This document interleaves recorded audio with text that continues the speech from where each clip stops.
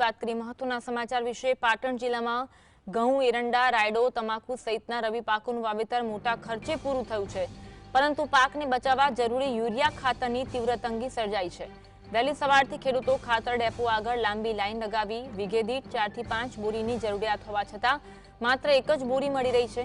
ખેડૂતોમાં આક્રોશ વધ્યો છે। સરકાર તાત્કાલિક વધારાનો જથ્થો નહીં મોકલે તો રવિ પાકને મોટું નુકસાન થવાની ગંભીર આશંકા વ્યક્ત કરવામાં આવી રહી છે। ખેડૂતોને વીઘા દીઠ 4 થી 5 બોરી યુરિયા સામે માત્ર એક બોરી યુરિયા ખાતર મળી રહ્યું છે, જેના કારણે ખેડૂતોમાં તે અંગે રોષ જોવા મળી રહ્યો છે। સરકારની નીતિ સામે ખેડૂતો સવાલ ઉઠાવી રહ્યા છે। સવારથી લાંબી કતાર લગાવીને ખેડૂતો ઊભા છે। એરંડા અને રાયડો એનું પિયાજ ચાલુ થઈ ગયેલું છે। ખાતરની હાલ ફૂલ જરૂર છે, પણ એ માલિક કોઈ અહીંયા આગળ સંઘ અમને આપતો નથી। બરોબર, બધા ખેડૂતો, હું દેસાઈ ભાવેશભાઈ વરવાભાઈ ગામ અજીમાણા, બરોબર, છેલ્લા 8 દિવસથી ડેલી સર્વિસ અડીઓ કરું છું, પણ કોઈ હજુ સુધી કોઈ નિકાલ નથી આવ્યો। એક વીઘે કેટલી થેલી જોઈએ? એક વીઘે અત્યારે હાલ તો આપણે સમજો કે મારા 15 વીઘાનું વાવેતર છે, તો 15 થેલી તો જુએ। આજ અંગે વધુ વાત કરીશું। સંવાદદાતા અલ્કેશ અમારી સાથે લાઈવ જોડાયા છે। અલ્કેશ, ખેડૂતોમાં રોષ છે કારણ કે તેમને વીઘે દીઠ 4 થી 5 બોરીની જરૂરિયાત છે, પરંતુ માત્ર એક જ બોરી યુરિયા ખાતર મળી રહ્યું છે। શું કહેવું છે ખેડૂતોનું? અજવી, હવે જે ચોમાસામાં ખરીફ સિઝન પૂરી થઈ ગઈ ત્યારે પાટણ જિલ્લાના ખેડૂતોએ કુદરતી આફતોનો સામનો કર્યો ને હવે એ ભૂલીને સરકારની સહાયની વાતો વચ્ચે હવે શિયાળાની જે રવિ પાક સિઝન છે, રવિ પાક સિઝનમાં જોતરાઈ ગયા છે। અગાઉનું જે ખેતરમાં દુઃખ હતું, આફત કુદરતી આફતો ભૂલીને હવે અત્યારે જયારે શરૂઆત કરી છે ત્યારે આ જે ખેડૂતો છે એ ખેડૂતોને હવે જે પાક વાવ્યો છે, હવે રવિ સિઝનમાં ઘઉં છે, એરંડા છે, રાયડો છે, બરાબર છે, ત્યાર પછી ચણા આવે છે, આ તમામ જે વાવેતરો છે એનું પ્રથમ વાવેતર લગભગ 10-15 દિવસ પહેલા થઈ ગયું। હવે એ વાવેતરનો બીજો પટ આપવાનો હોય છે।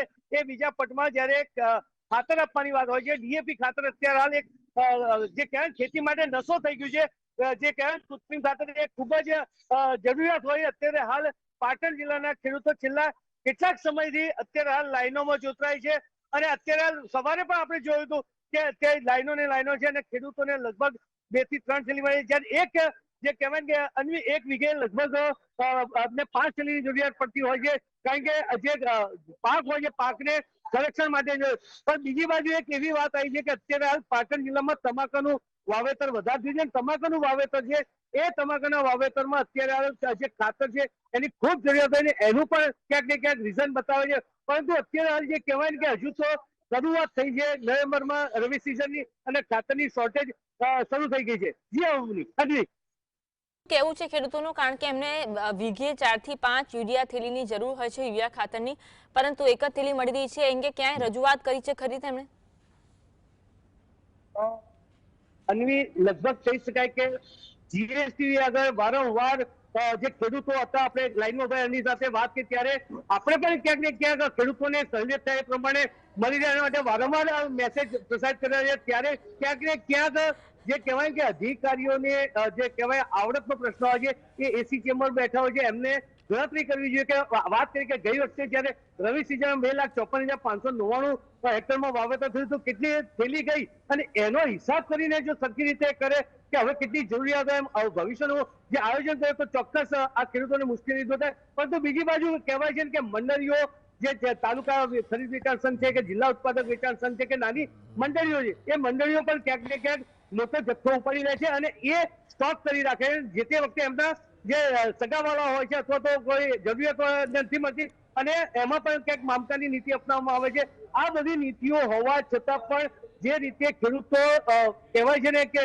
પોતાના ખેતરોમાં મહેનત લાગે છે, ત્યારે ચોક્કસ સરકારે પણ ક્યાંક ને ક્યાંક આવા જે દર વખતે આવી સ્થિતિ ઉત્પન્ન થાય છે ત્યારે એના માટે માત્ર કેબિનમાં બેસીને વાતો કરીને ટીવી પર કહેવાય કે અમે ખેડૂતોની વાતો કરીએ એના કરતા પણ હજુ પણ સમય છે, હજુ પણ અત્યારે હાલ માત્ર 74,000 હેક્ટરમાં વાવેતર થઈ જાય, ક્યાંક ને ક્યાંક જયારે સિઝનની શરૂઆત ખરેખર શરૂ થશે લગભગ ડિસેમ્બર જાન્યુઆરી સુધી, ત્યારે ખૂબ જ વિપુલ પ્રમાણમાં કહેવાય ને કે ખાતર જશે, ત્યારે ચોક્કસ આયોજન કરવું છે, અગોતરા આયોજન કરીને ખેડૂતોને પડતી મુશ્કેલીઓનો તમામ નિકાલ કરવો જોઈએ।